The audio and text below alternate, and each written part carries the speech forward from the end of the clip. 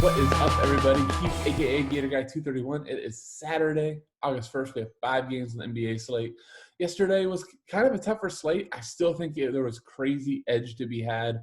Ownership was kind of all over the board, and especially in terms of guys that, weren't popping on optimizers. A lot of guys that even I kind of tossed in my lineup, so I like, saw show up at like 1 to 2% owned.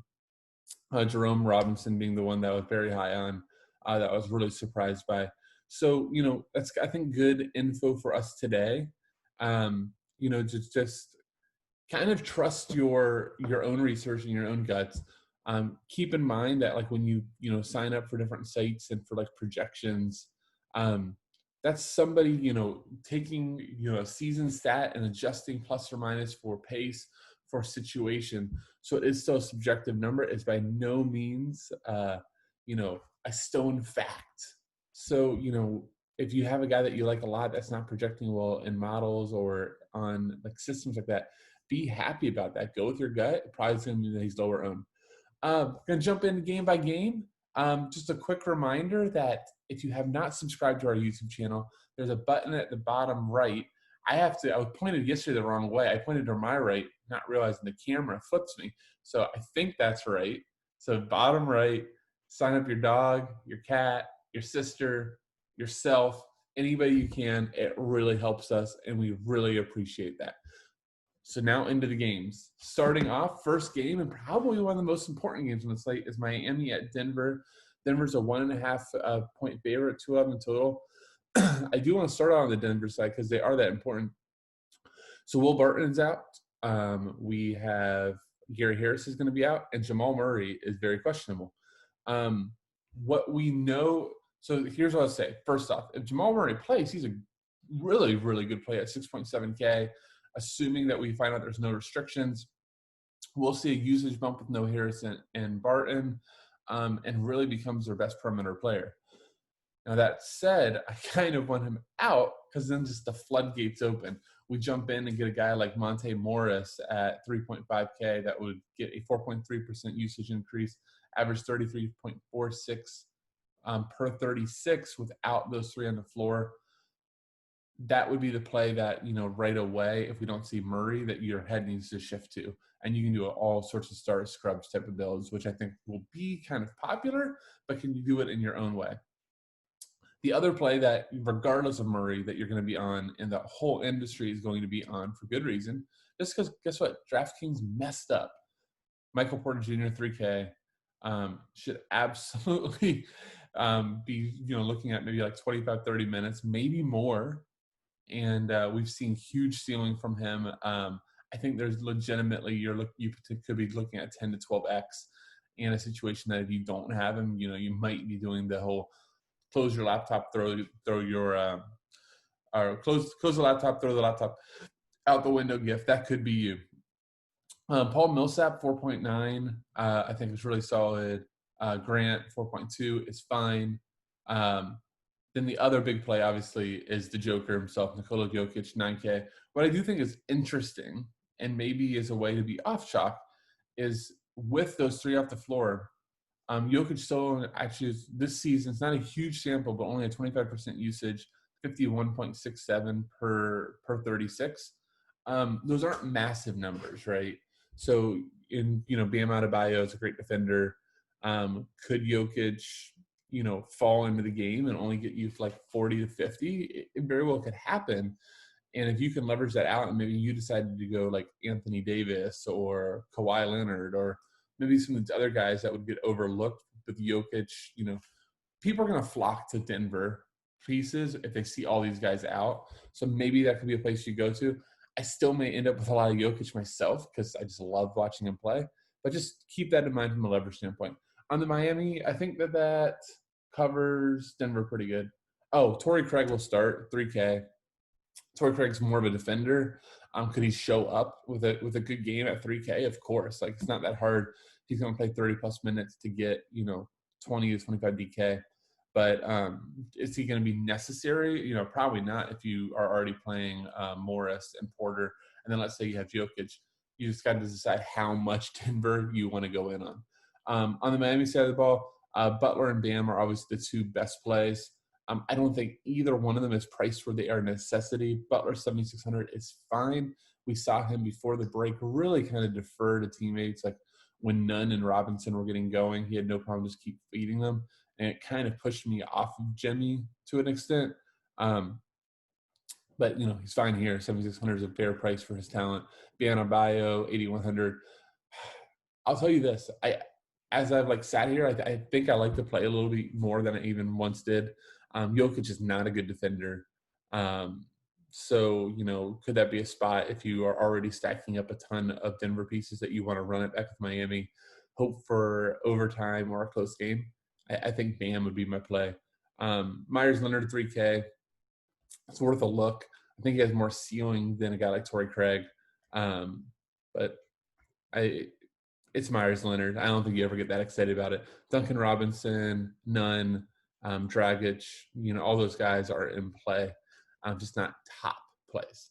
Second game, Utah, OKC. OKC is 1.5 point favorite, 216.5 total. We've already seen Utah.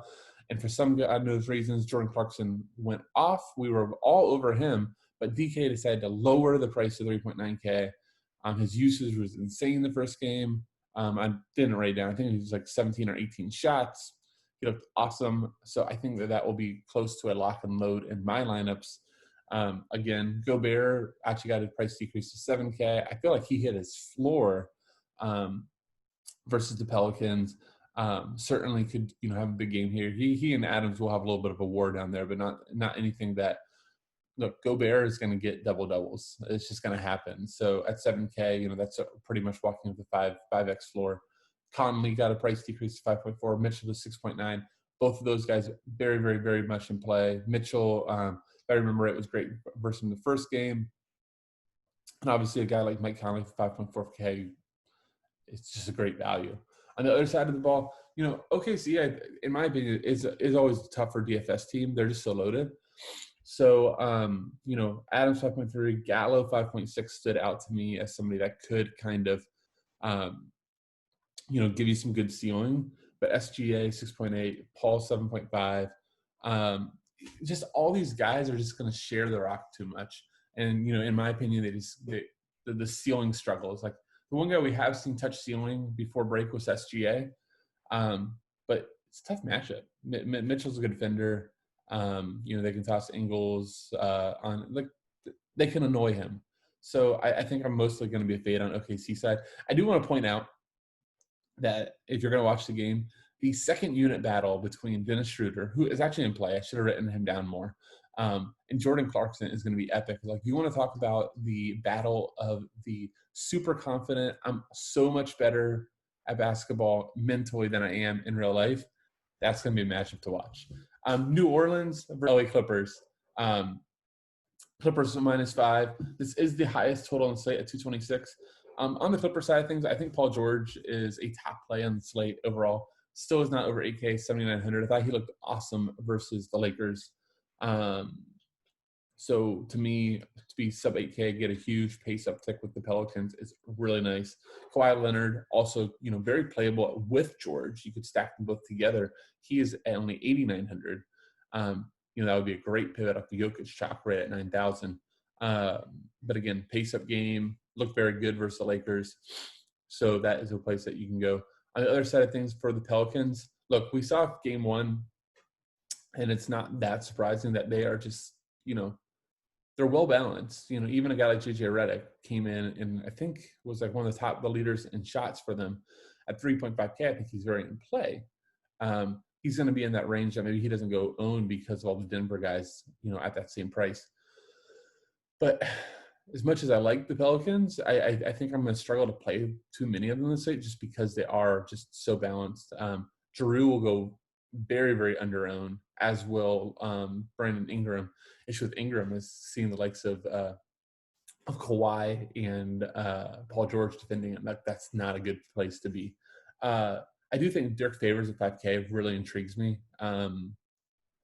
It's a good price. He has good upside. Clippers can really struggle versus bigs like we saw. Obviously, everybody struggles against Anthony Davis, but Clippers just don't have the best bodies to throw at people. They're throwing Noah and Zubac and just not the best centers, especially, Noah can defend, but I think those days are kind of behind him. So, could you show up with like a 3% on favors and he goes for 35, you're in great shape. On Philly, Indiana, this probably is like the game I'm least attracted to of all the games. Philly is a 5.5 point favorite, 216.5 total. Indy is without Sabonis. I don't think Oladipo will play. They say he's a game time decision, but up until like a couple weeks back, we didn't think Oladipo was going to be in the bubble. Brogdon's questionable too. So you literally could be like looking at a lineup that's like Miles Turner, Jakar Sampson, or maybe it's Leaf, TJ Warren, which would probably be the guy that stands to get the most boost, but has a bad matchup. Like Aaron Holiday or probably Aaron Holiday starting, TJ McConnell or like Justin Holiday starting. Like that's a rough to go up against the lineup the Sixers throwing out. So there's going to be some great value here, but, to try to like target on the top end or even kind of wait and miss other pieces since it's the next to last game, that's a tough thing to ask. I will not be playing Miles Turner versus Joel Embiid. It's a foul potential nightmare. And then without the facilitators, I don't see Turner. I think he's at like 6.2K. I didn't write it down for some reason, but I just don't. I'm just not going to be doing the play. I think there is upside there, obviously, but there's a lot of risk.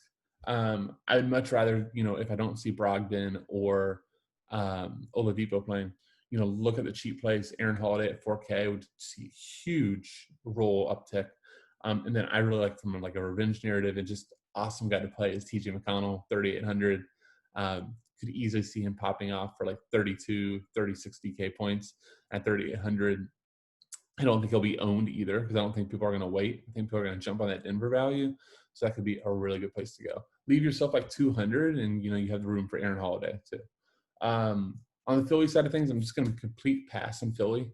They're just too good and they're too balanced. Like everybody in the starting five can, score 25 to 30 DK. So with that in mind, you could take J Rich at 4,400, but I think that's a better route to go than playing 9,700 for Embiid or 8,600 for Simmons or things like 7,200 for Harris. I just don't think it's needed on this slate.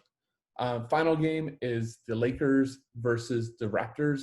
Lakers are -4, 217 total.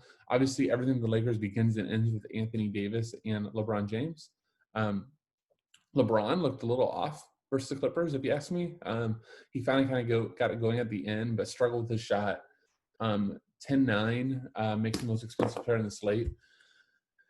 He might go in their own, guys, especially as the kind of the nightcap of the night. So if you want to go there, I think that potentially you could get an under-owned LeBron James. And does that mean it's like 25% versus like 40? Yeah, probably. I think I'm more going to be building with like pieces under 10K just because I think there are so many of them. But, you show up with LeBron or Anthony Davis and they pop off for 60 or 70. It could be kind of like tonight. If you left all your space and you stacked Luka, Harden, maybe even threw Russ in there, or did the triple stack, which was very playable on FanDuel, of getting Harden, Doncic, and Giannis. I mean, everybody, you were lower on the leaderboards until the night came, and you started just shooting up. FanDuel was nice for me because I had all three. So you could just see something very similar with LeBron and Davis. I thought Davis looked great. So I think he can obviously replicate that performance, and I think Davis night to night actually has more just like pure massive ceiling than LeBron just because of those defensive peripherals that he can add. Kuzma played 31 minutes at 4,300. Really nice play. Again, I don't think anybody's ever going to really own Kuzma either because he's just in that pricing range there. You see all these starters around him. He's not going to start, so we don't really jump to it. Good showdown play though too. Caruso was the guard/wing that benefited the most. We kind of postulated that could be the case, but he saw 27 minutes, 3,300. He's a good YOLO GPP dart, or at least a really good showdown play. Just like Danny Green note, Danny Green. I can never play this guy again. Like I loaded up way too much of him on what was that, Thursday?